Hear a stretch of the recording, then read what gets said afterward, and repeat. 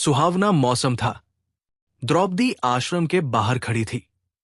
इतने में एक सुंदर फूल हवा में उड़ता हुआ उसके पास आ गिरा। द्रौपदी ने उसे उठा लिया और भीमसेन के पास जाकर बोली, क्या तुम जाकर ऐसे ही कुछ और फूल ला सकोगे? ये कहती हुई द्रौपदी हाथ में फूल लिए युधिष्ठिर के पास दौड़ी गई। इससे पहले कि हम वीडियो में आगे बढ़ें, यदि अभी तक आपने हमारे चैनल धर्म संज्ञान को सब्सक्राइब नहीं किया है तो कृपया सब्सक्राइब कर लें ताकि आने वाली वीडियो का नोटिफिकेशन सबसे पहले आपको मिलता रहे। इसके साथ ही आप लोग हमारे दूसरे चैनल रसोई विथ बेबी को भी सब्सक्राइब कर लें, जिसमें आपको स्वादिष्ट पकवानों की रेसिपी मिलेगी। द्रौपदी की इच्छा पूरी करने के लिए भीमसेन उस फूल की तलाश में निकल पड़ा। चलते चलते वो पहाड़ की घाटी में जा पहुंचा, जहां केले के पेड़ों का एक विशाल बगीचा लगा हुआ था। बगीचे के बीच एक बड़ा भारी बंदर रास्ता रोके लेटा हुआ था। बंदर ने भीम की तरफ देखकर कहा, मैं कुछ अस्वस्थ हूं, इसलिए लेटा हुआ हूं। जरा आंख लगी थी तो तुमने आकर नींद खराब कर दी। मुझे क्यों जगाया तुमने? एक बंदर के इस प्रकार मनुष्य जैसा उपदेश देने पर भीमसेन को बड़ा क्रोध आया और बोला, जानते हो मैं कौन हूं?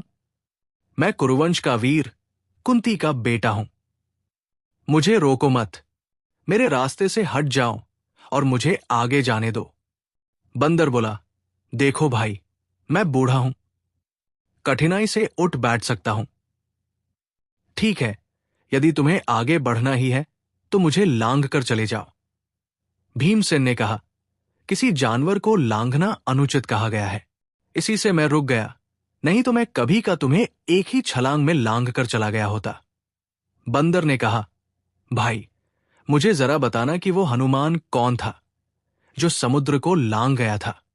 भीमसेन जरा कड़क कर बोला, क्या कहा? तुम महावीर हनुमान को नहीं जानते? उठकर रास्ता दे दो, नाहक मृत्यु को न्योता मत दो।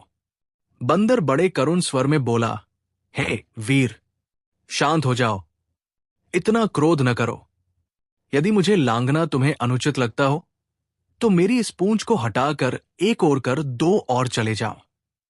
भीमसेन ने बंदर की पूंछ एक हाथ से पकड़ ली, लेकिन आश्चर्य, भीम ने पूंछ पकड़ तो ली पर वो उससे जरा भी नहीं हिली। उठने की तो कौन कहे। उसे बड़ा ताज्जुब होने लगा कि ये बात क्या है। उसने दोनों हाथों से पूंछ पकड़कर खूब जोर लगाया, किंतु पूंछ वैसी की वैसी ही धरी रही। भीम बड़ा लज्जित हुआ, उसका गर्व चूर हो गया। उसे बड़ा विस्मय होने लगा कि मुझसे अधिक ताकतवर ये कौन है। भीम के मन में बलिष्ठों के लिए बड़ी श्रद्धा थी। वो नम्र हो गया, बोला, मुझे क्षमा करें, आप कौन हैं? हनुमान ने कहा, हे पांडुवीर, हनुमान मैं ही हूं। वानर श्रेष्ठ, मुझसे बढ़कर भाग्यवान और कौन होगा जो मुझे आपके दर्शन प्राप्त हुए। कहकर भीमसेन ने हनुमान को दंडवत प्रणाम किया। मारुति ने आशीर्वाद देते हुए कहा, भीम, युद्ध के समय तुम्हारे भाई अर्जुन के रथ पर उड़ने वाली ध्वजा पर मैं विद्यमान रहूंगा, विजय तुम्हारी ही होगी। इसके बाद हनुमान ने भीमसेन को पास के झरने में खिले हुए सुगंधित फूल दिखाए। फूलों को देखते ही भीमसेन को द्रौपदी का स्मरण हो आया। उसने जल्दी से फूल तोड़े और वेग से आश्रम की ओर लौट चला। यदि आपको यह वीडियो पसंद आई हो तो कृपया कमेंट करें, लाइक करें और साथ ही वीडियो को आगे शेयर भी करें। इसके साथ ही आप लोग हमारे दूसरे चैनल रसोई विथ बेबी को भी सब्सक्राइब कर लें, जिसमें आपको स्वादिष्ट पकवानों की रेसिपी मिलेगी।